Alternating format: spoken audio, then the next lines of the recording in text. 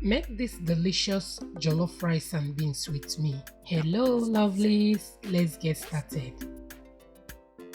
For this recipe, I will be roasting chicken, but I will be using goat meat stock to cook the rice.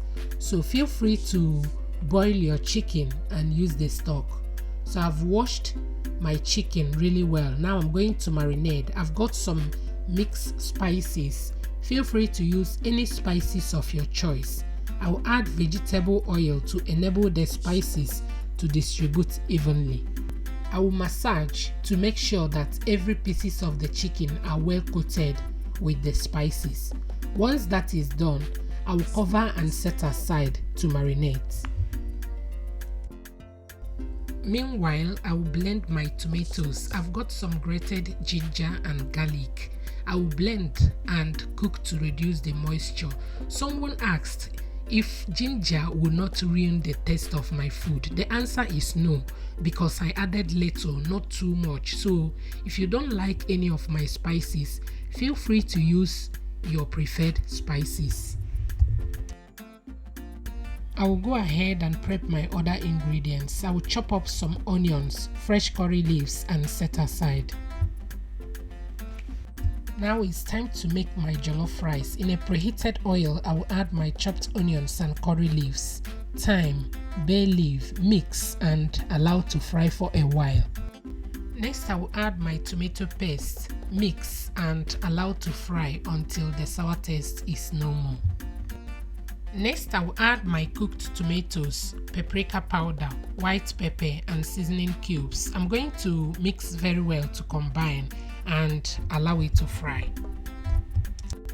Meanwhile, I will parboil my rice. In a boiling water, I will add my washed rice and allow to come to a boil.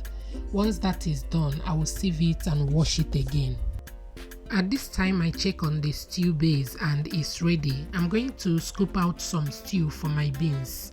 I'll go ahead and add my parboiled rice, mix very well to combine and add my goat meat stock. I'll mix again and taste for salt. I'm going to cover with parchment paper and allow to cook on a medium to low heat. For my jollof beans, I will add some chopped onions and the stew. Add meat stock, cover and allow to cook on a medium to low heat. Now I'm going to arrange my marinated chicken, transfer in my preheated oven and allow it to roast.